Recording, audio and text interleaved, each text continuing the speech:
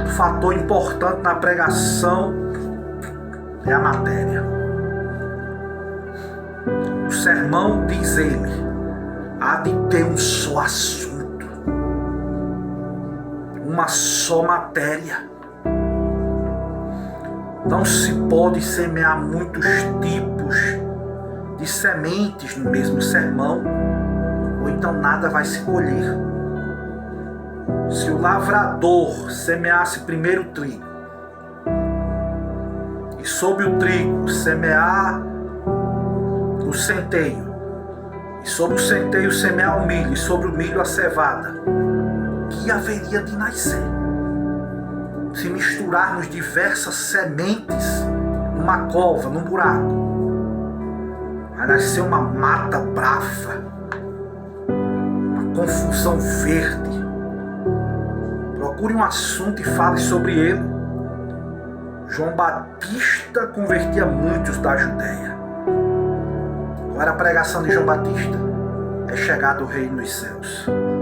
Jonas converteu os ninivitas. Qual foi o assunto? A subversão da cidade. Queremos pregar muitas vezes 40 assuntos em uma só hora. Não pode. Não podemos cometer esse equívoco, esse erro. Não se perda nisso.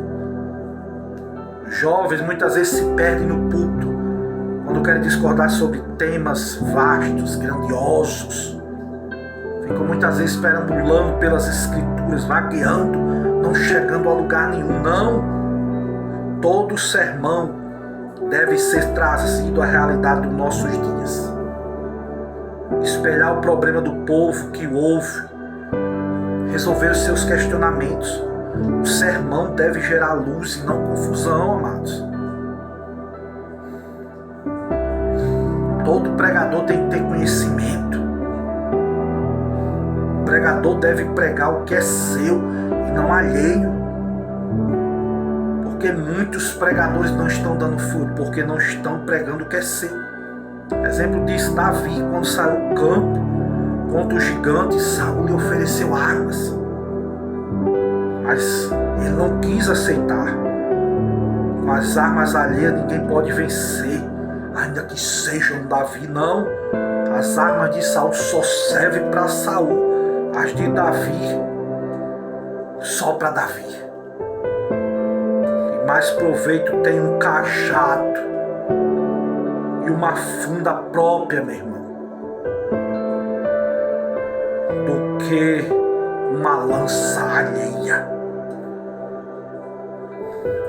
O pregador deve vivenciar o que está pregando. Sempre que prega uma mensagem gerada no coração de outro pregador, estará apenas repetindo as palavras e o povo sente e não reage se o sermão for de outro.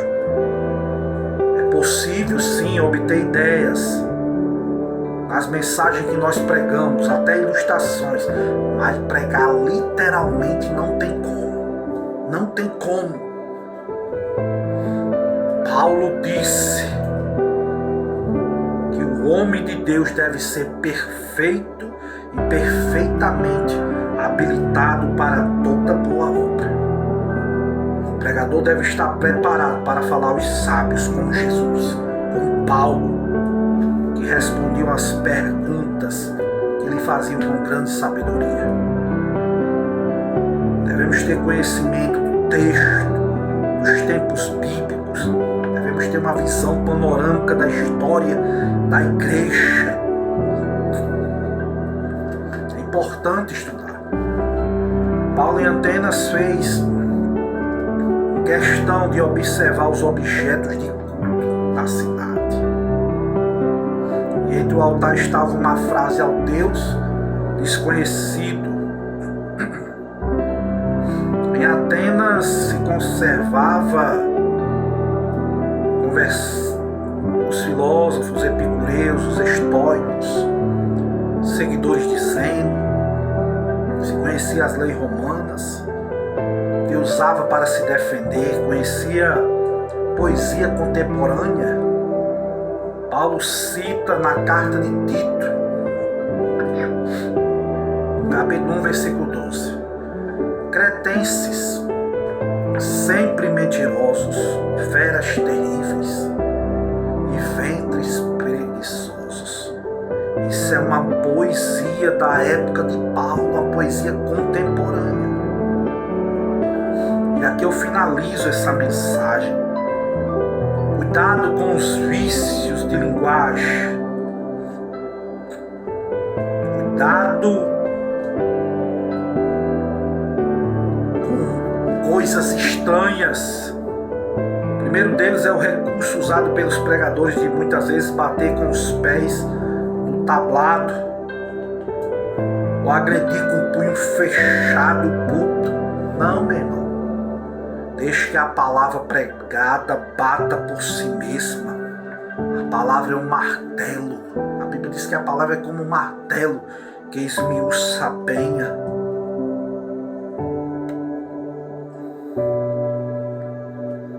Pregadores famosos do passado muitas vezes não tinham recursos como um bom som, um bom microfone. Muitas vezes liam apenas as suas mensagens, e muitas vezes de forma pausada.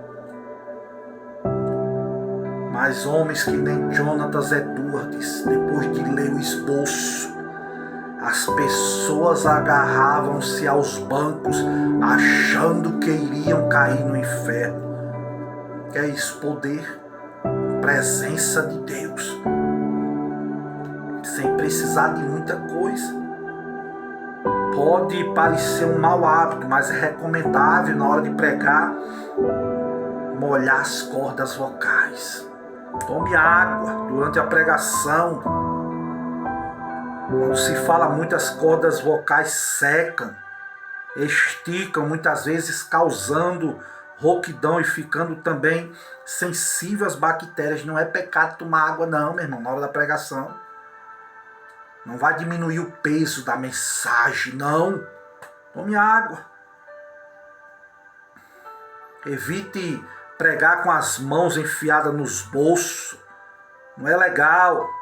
Outro vício é o uso contínuo do lenço.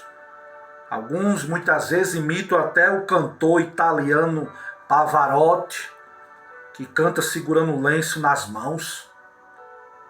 É bom ser evitado alguns vícios, a menos que você soe, demasiadamente, mas evite o lenço. Cuidado com as imitações. E aqui eu encerro esta palavra com a frase de Christian Evans, grande pregador.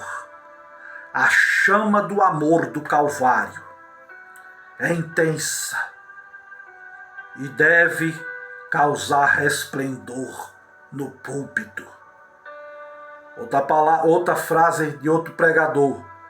Amar a pregação é uma coisa, e amar as pessoas a quem pregamos é outra coisa bem diferente.